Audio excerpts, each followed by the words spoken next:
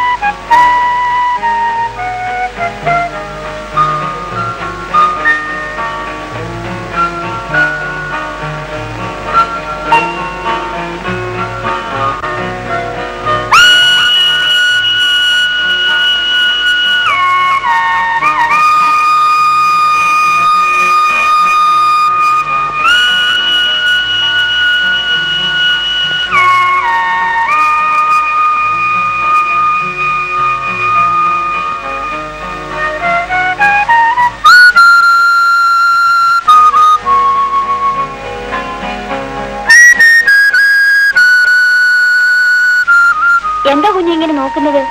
എന്നെ കണ്ടിട്ടില്ലേ? ഞാൻ ഒന്നുമില്ല. ചന്ദ്രകുഞ്ഞ് എന്താ ഇങ്ങനെ പേടിക്കുന്നത്? അയ്യോ ജാനു, പതുക്കെ പറയൂ. അമ്മ പേടിക്കണ്ട, അമ്മ ഉറങ്ങുവാ.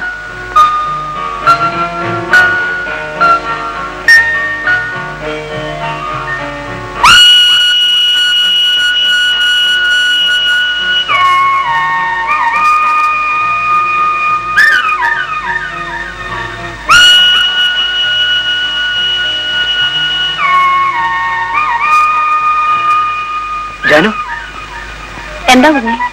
ജാനു അമ്മയോട് പറയൂ. എന്തോന്ന്? ഞാൻ നോക്കിയത്. ഒന്ന് നോക്കുന്നതൊക്കെ ചെന്ന് പറയാൻ ഞാനെന്താ കൊച്ചു കുഞ്ഞാണോ? കാണാൻ ഇഷ്ടമുള്ളത് കൊണ്ടല്ലേ കുഞ്ഞ് നോക്കുന്നത്? അതെ.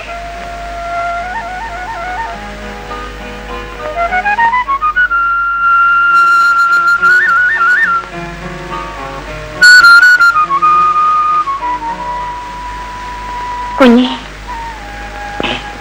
ചന്ദ്രകുഞ്ഞ് എന്നെ ഒന്ന് സഹായിക്കുമോ? എന്താ? എന്നാൽ എനിക്ക് ചെയ്തു തരുന്ന വലിയ ഉപകാരമായിരിക്കും. എന്താന്ന് പറയൂ. എനിക്കൊരു 500 രൂപ തരണം. 500 രൂപയോ? ആരും അറിയാതെ തരണം.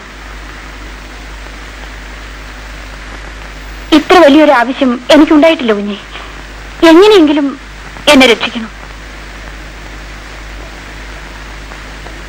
ഇന്ന് രാത്രി 11 മണിക്ക് കാർ ഷെഡിൽ കാത്തിരിക്കും.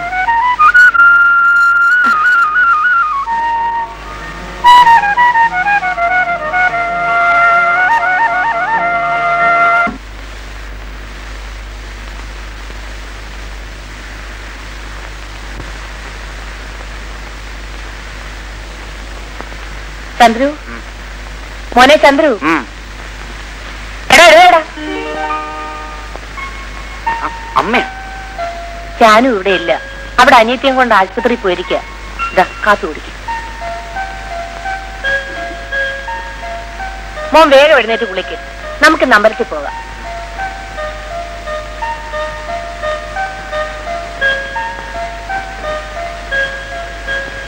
ബാക്കി ഞാൻ സുമതിയെ കൊണ്ടുപോകുന്നതിനകം തന്നുകൊള്ളാം സാർ. എന്നെ വിശ്വസിക്കണം. ഞാൻ ചതിക്കില്ല സാർ. ശരി, കുട്ടി അഡ്മിറ്റ് ചെയ്യാം. സിസ്റ്റർ, നമ്പർ 7 വേക്കന്റ് അല്ലേ? Yes doctor. ഈ കുട്ടി അവിടെ അഡ്മിറ്റ് ചെയ്തേക്കും. വരൂ.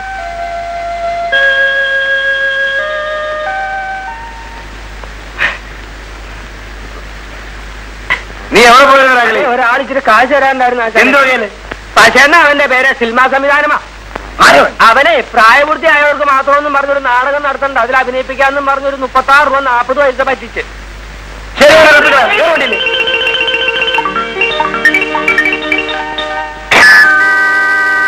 നാടകം നടക്കാനിതേ ഞങ്ങളുടെ കുറ്റമല്ല. മ്യൂസിക്കിന്റെ കാശ് ഇപ്പൊ കിട്ടണം. ഞാനല്ല നിങ്ങളെ വിളിച്ചത്, പച്ചയാ. പിന്നെ സായികാലന് പാടാൻ മാത്രമല്ല തല്ലാനും അറിയാം. ഇനി അത് മാത്രമേ എനിക്ക് കിട്ടാനുള്ളൂ.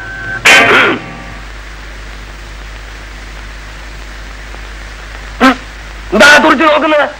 മനസ്സിലായില്ല. പോക്കിരിത്തരം പറഞ്ഞാലുണ്ടല്ലോ, അടിച്ച് നിന്റെ ഹെഡ്ലൈറ്റ് ഞാൻ തെറിപ്പിച്ചു കളി. നിനക്ക് മനസ്സിലായില്ല അല്ലടാ? ഓ കിളി, നിങ്ങളും അഭിനയിക്കാൻ പണം കൊടുത്തിരുന്നു അല്ലേ? ഇല്ല. ദേ നടനാക്കാന്നും പറഞ്ഞ് എന്നോട് വാങ്ങിച്ച രൂപ അണാപ്പായി ഇപ്പൊ തന്നില്ലെങ്കിൽ എന്റെ എഞ്ചിൻ ചൂടാകും. പാടില്ല. ഈ കലാകൊലപാതകളെ ഒന്നും വെറുതെ പാടില്ല. നിനക്കെന്ത് കിട്ടാനുണ്ട്? എനിക്ക് പണം വേണ്ട. പറഞ്ഞു ചെയ്ത നാടകത്തിൽ അഭിനയിച്ചായിരുന്നു എന്റെ മാനനാശം തരണം. ഓ, നിന്റെ മാനത്തിന് എന്ത് വിലയുണ്ട്? 20 രൂപയെങ്കിലും തരണം, ഒരു കളിയുടെ കാശ്. നിന്റെ 20ന്റെ മാനം എനിക്ക് രൂപ എത്ര കിട്ടാനുള്ളതെന്ന് അറിയാവോ? ഇവൻ എന്നോട് റൊക്കം മേടിച്ചത് 36 രൂപയും ഇവന്റെ ആശാന സാധു വീട് മേടിച്ചു കൊടുത്ത ഒരു 40 പൈസ. 36 രൂപ 40 പൈസ എനിക്ക് ഇപ്പൊ കിട്ടണം. നിങ്ങൾക്ക് ഇപ്പൊ ഇത്രല്ലേ കിട്ടാനുള്ളൂ? എനിക്ക് പോയത് 15,000 രൂപയാണ്. ഇത് ഞാൻ ആരോട് ചോദിക്കും? കിളിയാ പറയുന്നേ, വിളിയടാ പശിയെ. അവനിവിടെ ഇല്ല. എവിടെ? ഒളിവില, മേഴ്സിയുടെ വീട്ടില.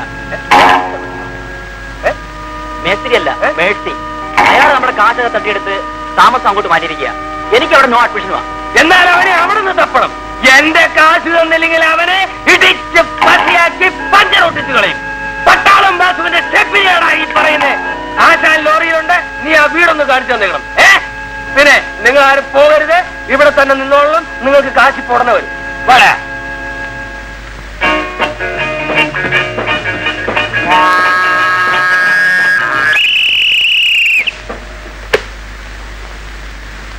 ഒന്നിങ്ങോട്ട് വരുന്നുണ്ടോ മേഴ്സി? എത്ര നേരമായി റിഹേഴ്സലിൽ ഞാൻ വെയിറ്റ് എടുത്തിട്ട് കാത്തിരിക്കുന്നു. താനവിടെ വെയിറ്റ് എടുത്തോണ്ട് കാത്തിരിക്കുക. ഞങ്ങൾ ഈ ആഹാരം ഒന്ന് കഴിക്കട്ടെ. ഒരു ലാക്ക് കാപ്പിയെങ്കിലും നിങ്ങൾ എനിക്ക് തന്നിട്ട് കഴിക്കാനിരിക്കാമായിരുന്നു. ഇവിടെ വേലക്കാരൊന്നുമില്ല, സൗകര്യം പോലെ കൊടുത്തയക്കാം. അവന്റെ ഒരു ലാർക്ക്. ഇതൊക്കെ പാവം അമ്മച്ചി. സത്യത്തിൽ നമ്മളീ തിന്നുന്നതെല്ലാം പശുച്ചേട്ടന്റെ അല്ലേ? ഏതാടി പാവമല്ലാത്തോ?